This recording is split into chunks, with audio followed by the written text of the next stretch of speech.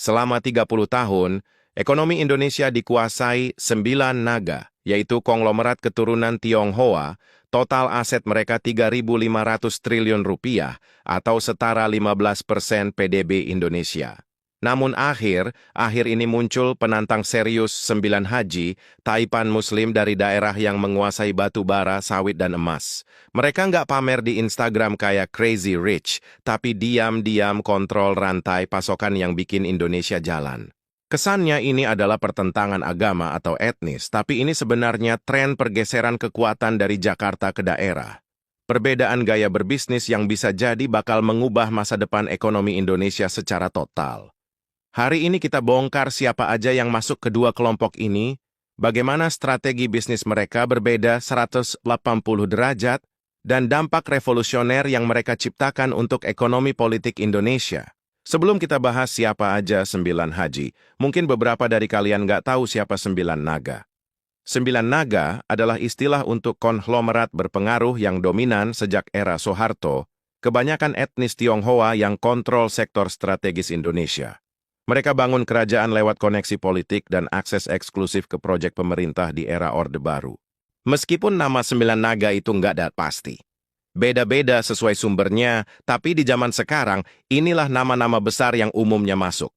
Robert Hartono dari Jarum dan Bank Sentral Asia, Antoni Salim dari Indofood, Prayogo Pangestu dari Barito Pacific, dan James Riyadi dari Lipo.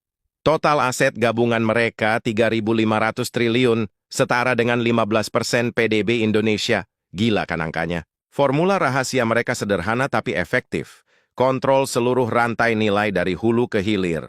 Salim Group mulai dari produksi mie instan sampai bank yang kasih kredit buat beli mie-nya, Hartono dari rokok sampai mall tempat kalian beli rokok. Vertical integration tingkat dewa yang bikin mereka powerful banget adalah lokasi strategis di Jakarta, yaitu kantor pusat di SCBD, rumah di Menteng, akses langsung ke Bank Indonesia dan kementerian. Proximity to power adalah segalanya bagi mereka. Tapi sekarang dominasi mereka mulai goyah, ada kekuatan baru yang muncul dari daerah dengan pendekatan bisnis yang benar-benar berbeda. 9 haji. 9 haji adalah istilah untuk kelompok pengusaha muslim berpengaruh dari daerah yang menguasai sumber daya alam seperti batu bara, sawit, dan tambang. Mereka disebut-sebut bakal geser dominasi 9 naga yang udah puluhan tahun mendominasi ekonomi Indonesia. Oke, siapa sajakah 9 haji ini? Ayo kita bahas satu persatu. Pertama, Haji Isam, si mantan sopir truk dari Bone yang jadi Raja Batu Bara Kalimantan Selatan, pendapatan John Lynn Group-nya 50 triliun per tahun, rumah 20 hektar dan jet pribadi. Ini baru the real perintis, tidur paling malam, bangun paling pagi. Kedua, Haji Kala, dari dinasti otomotif Sulawesi yang kontrol distribusi Toyota dan Kia se-Indonesia Timur. Bisnis mereka udah jalan dari tahun 1952. Anaknya, Yusuf Kala, merupakan mantan Wapres Indonesia. Hal ini membuatnya jadi haji dengan jaringan politik paling kuat di antara 9 haji. Ketiga, Haji Aksa, dari Bosowa Group, kisahnya epik banget. Dulu jual es balok dan kurma, sekarang jadi Raja Semen Sulawesi, pabrik Bosowa di Maros, sudah mensuplai semen untuk infrastruktur Makassar sampai Jabodetabek. Keempat, Haji Rashid, Crazy Rich, Kalimantan Tengah dengan 115.000 hektar sawit dan jadi perkebunan terbesar di Indonesia, pernah masuk Forbes 2018 dengan kekayaan 600 juta dolar. Tapi dia juga paling kontroversial karena dituduh perusak Taman Nasional Tanjung Puting. Kelima, Haji Leman, legenda bisnis Kalimantan Selatan yang mulai bisnisnya dari angkutan sungai pada tahun 1966, Hasnur Group miliknya. Sekarang sudah lintas sektor batubara, perkebunan, pelayaran, bahkan klub Barito Putra. Keenam, Haji Ijai, pemilik perusahaan Batu Gunung Mulia yang produksi 2 juta ton batu bara per bulan, gaya hidup paling mewah dengan koleksi Ferrari sampai rumah dengan landasan helikopter pribadi, ini yang ngebikin dia dijuluki Crazy Rich Tapin. Ketujuh, Haji Anif, dari Alam Group, Raja Sawit Sumatera Utara yang bertahan dari krisis 2008 dengan melebarkan usahanya ke properti mewah Cemara Asri Medan, dia membangun perkebunan sawitnya dari 1.500 hektar jadi 30.000 hektar, persisten banget. Ke-8 Haji Robert dari Nusa Halmahera Minerals, penakluk tambang emas Gosowong di Maluku Utara setelah akuisisi dari perusahaan Australia. Komitmen dan tanggung jawab sosial untuk mengembalikan tambang emas ke tangan Indonesia patut diacungin jempol. Dan ke-9 Haji Ciut, yang viral karena pesta pernikahan anaknya pakai helikopter, bisnis batu bara, minyak dan properti dengan gaya hidup paling glamour. Mereka ini bukan cuma pengusaha biasa, tetapi adalah game changer yang mengubah peta kekuatan ekonomi Indonesia dari daerah. Walau sama-sama nyari duit, tapi 9 naga dan 9 haji punya pendekatan bisnis yang beda banget.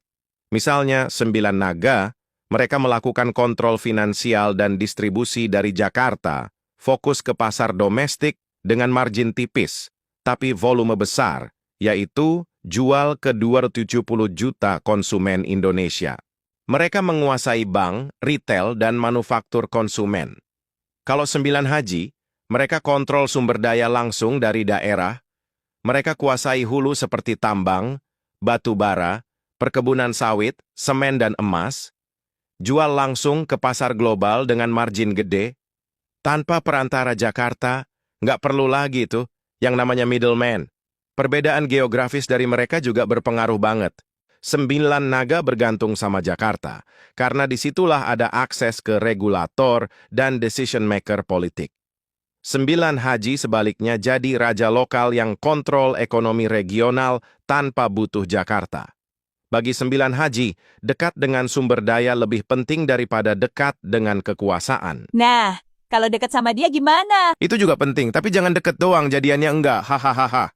Pendekatan religius 9 haji juga unik, mereka gabungkan bisnis dengan nilai Islam. Haji Rashid bangun ratusan masjid di Kalimantan Tengah, Haji Isam zakat triliunan setiap tahun, Haji Aqsa biayai sekolah gratis, sosial kapital jadi bisnis kapital, masyarakat lokal dukung bisnis mereka karena merasa diuntungkan.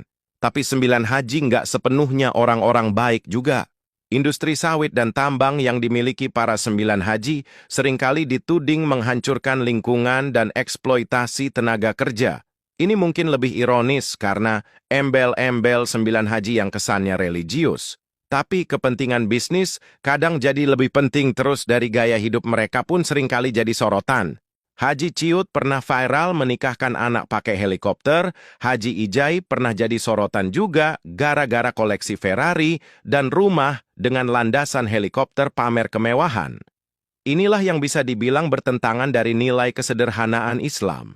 Tapi bagi beberapa masyarakat ini nggak masalah karena kontribusi sosial para haji ke daerah lokal mereka. Menurut data dari Forbes, dari 50 orang terkaya di Indonesia, cuma 12 yang Muslim, padahal 87% penduduk beragama Islam.